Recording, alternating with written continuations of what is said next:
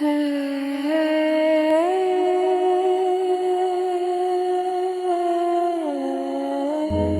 people believe that discipline is a character trait, something you either have or you don't, a moral virtue that separates the strong from the weak. But this view is completely wrong. What almost no one understands is that discipline, as we've been taught to think about it, goes directly against how the human brain is wired to function. And this is not a metaphor. It is neuroscience. Your brain did not evolve to chase long-term goals or exercise heroic self-control. It evolved for one purpose: immediate survival. Over millions of years, humans adapted to conserve energy, seek quick rewards, and avoid unnecessary effort. Your brain does not want you to go to the gym. It wants you to stay on the couch because that saves energy. It does not want you to study or write. It wants you to scroll TikTok because dopamine arrives faster. This is not a defect, it is biology. The problem is that modern life demands the opposite. To succeed, we're expected to be disciplined, productive, and consistent. This creates a brutal internal conflict. On one side, a brain shaped to act like a lazy hunter-gatherer. On the other, a world demanding the behavior of a focused machine. When you try to force discipline through willpower alone, you are trying to overcome millions of years of evolutionary programming with motivational quotes. And it does not work, at least not for long. James Clear, author of Atomic Habits, revealed one of the most important truths about human behavior. Real discipline does not come from force. It comes from design. The most consistent people are not stronger or more motivated. They have simply created systems and environments that make the right behavior easy, automatic, and inevitable. They do not fight their brain, they manipulate it. In the next few minutes, we will dismantle the illusion of discipline, expose the mistakes you did not even know you were making, and show you a smarter, more effective way to change. If you have ever felt weak for procrastinating, if you have ever hated yourself for not sticking to your plans, this is not about judgment.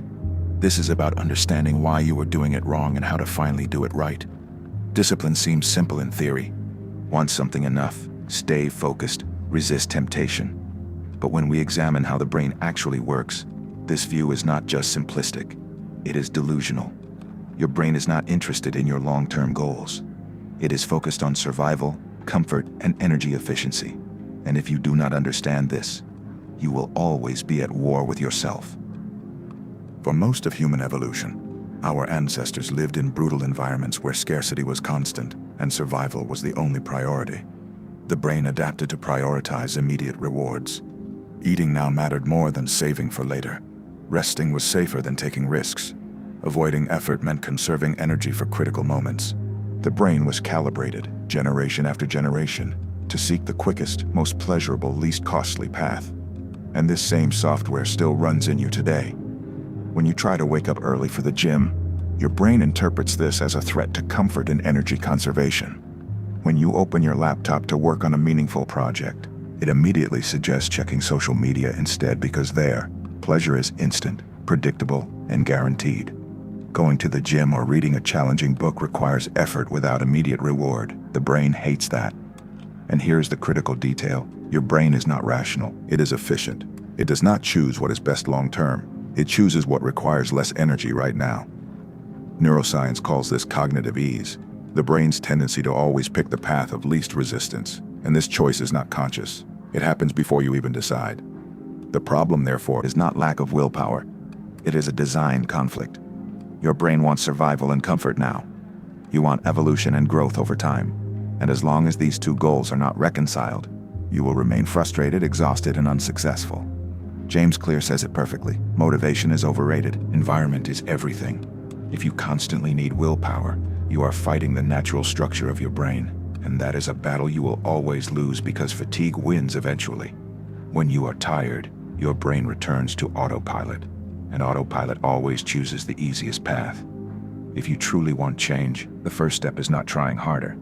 The first step is understanding what you are dealing with. And now that you know your brain is programmed to sabotage forced discipline, the question becomes, what if the problem is not you, but the environment you live in? Most people believe self-control is an inner strength, a moral muscle that just needs training. But the truth James Clear reveals is far more uncomfortable. Self-control is fragile, and it crumbles in the face of a poorly designed environment. Think about this. You decide to start working out. You are motivated, determined, ready to transform. But when you wake up, your workout clothes are buried in the drawer. Your shoes are in the car. It is cold outside. Meanwhile, the couch is 3 steps from your bed.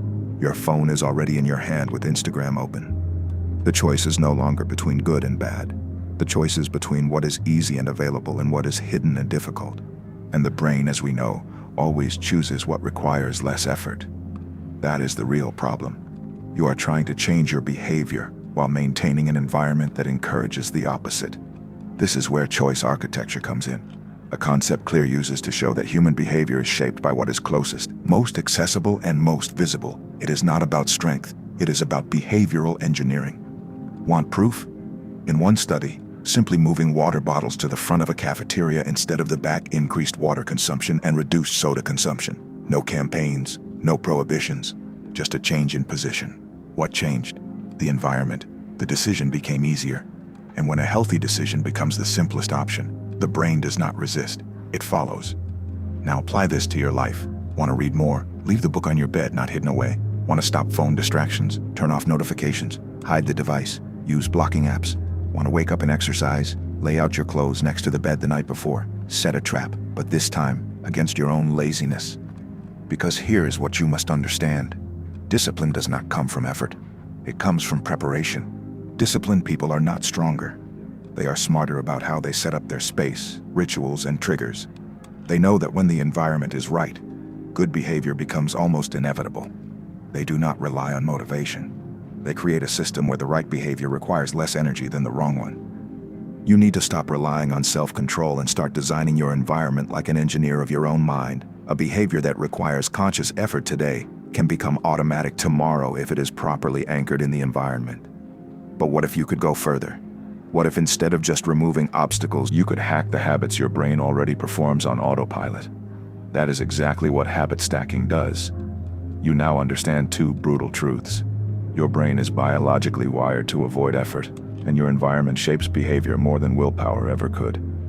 But the question remains, how do you transform desired habits into automatic behaviors? How do you move from intention to execution without relying on volatile motivation? The answer is habit stacking. Your brain already operates on habit loops involving cue, routine, and reward. These loops are running constantly, even unconsciously. You brush your teeth when you wake up. You check your phone when you sit down. You make coffee when you enter the kitchen. These actions require no effort because they are already part of your automatic behavioral structure. Habit stacking is simple but brilliant. Instead of creating a new habit from scratch, you attach it to an existing one. You leverage a cue already rooted in your brain to implant a new desired action with much less resistance. For example, after brushing your teeth, meditate for 2 minutes. After making breakfast, write 1 page in your journal. After locking your front door, repeat a daily focus intention. This sequence creates neural coupling. The brain automatically begins associating the new behavior with the old one.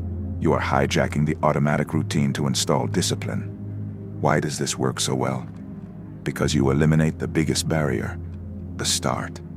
Initiating action requires more mental energy than maintaining it. Once you are in motion, inertia works in your favor. Habit stacking creates momentum, and momentum, more than willpower, is what keeps behavior consistent over time. But you must be strategic. The new action needs to be short. Start small, less than 2 minutes, clear. It must be specific, not vague. Read 1 page, not read more, immediate. It should happen right after the previous habit without pause. If you follow this logic, you create mental tracks that make discipline inevitable. You will no longer have to decide if you want to do it. Your body will simply do it. And that is the real victory. When the right action happens before doubt arises, before laziness sets in, before rationalization convinces you to quit.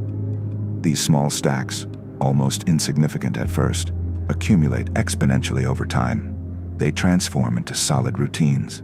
And when you look back, you realize you have built an entire lifestyle on connected micro-habits. But if this is so powerful, why do people still procrastinate even when they know what to do? Because procrastination is not laziness. It is poor design. The word procrastination carries enormous weight. For most it means failure, weakness, lack of ambition. People say, I am so lazy, or I just cannot get organized. But this narrative is completely wrong. And worse, it is self-destructive. According to James Clear, procrastination is not a personality flaw. It is a symptom, a clear sign that your environment, habits, and systems are poorly designed. When you procrastinate, it is not because you do not want to act. It is because acting, given how your life is currently set up, requires too much effort, feels unappealing, and generates no immediate reward. Your brain operates on quick rewards. That is why it avoids tasks that seem difficult, boring, or time-consuming. Studying requires focus and energy with abstract returns that only matter later. Opening YouTube provides immediate reward with no effort and varied stimulation. For the brain, the choice is obvious. This is not morality, it is neuroscience. This is where the 4 laws of behavior change come in, the pillars for making any habit easy to maintain. Make it obvious. If the desired habit is hidden or out of sight, it will be forgotten. The brain needs constant reminders. What is visible gets done. Make it attractive. The habit needs to generate anticipation of pleasure. Associate it with something you already enjoy, or make the process lighter and more interesting. Make it easy. The more friction, the lower the chance of execution. Reduce the habit to its simplest form until it is impossible to say no. Make it satisfying. The behavior needs to generate a sense of completion or reward. Without this, the brain does not attach to the habit. Let's apply this. Imagine someone wants to study every night, but their current setup, study material buried in a backpack, desk cluttered, TV on. They plan to study for an hour with no breaks and no tracking. Result? They open TikTok, feel guilty, and try again tomorrow with the same result. Now see the difference with the 4 laws applied. Study material already open on the table. Obvious. They start with a favorite drink or relaxing music. Attractive. They study for just 5 minutes with a simple goal. Easy. After finishing, they mark progress on a board and earn a small reward like 1 episode of a show. Satisfying. See the difference? It is not that the person improved. They learn to design the right behavior. Procrastination becomes a warning sign. Every time you avoid something, ask, is this action obvious, minimally attractive, easy to start, generating any reward? If the answer is no, you have a design problem, not a discipline problem. When you apply these laws consistently, procrastination disappears almost effortlessly. You do not force yourself to act. The action happens naturally. The behavior flows. But maybe you are thinking, I still do not like these tasks. I still hate waking up early, writing, studying, training. So here is the perspective shift. You do not need to like discipline to become disciplined. There is a popular and dangerous idea that you need to enjoy the process to become disciplined. Fall in love with the routine, love the journey, do what you love, and you will never work a day in your life. It sounds inspiring, but it is false, and worse, it is demotivating. The harsh but liberating truth. You do not need to like discipline. You just need to make it inevitable. Highly productive people do not wake up every day wanting to do what needs to be done. They do not feel excited about every task. They do not have infinite energy. What they have is a structure that ensures the right actions happen even when they do not feel like it. And that changes everything. Imagine you want to run every morning. You have good reasons, health, energy, discipline. But 9 out of 10 days, you will wake up without desire. Your body will crave more sleep. Your mind will seek excuses. It will be too cold, too hot, raining. You will think today is not the best day. And just like that, the habit dies. Now imagine a different scenario. Before bed, you leave running shoes and clothes next to your bed. You place your alarm far away, forcing yourself to get up. An energetic playlist starts when you turn off the alarm. A workout partner waits at the corner at 6:30 a.m. You already know the route and have breakfast prepared. In this second scenario, running has not become more enjoyable. It remains demanding.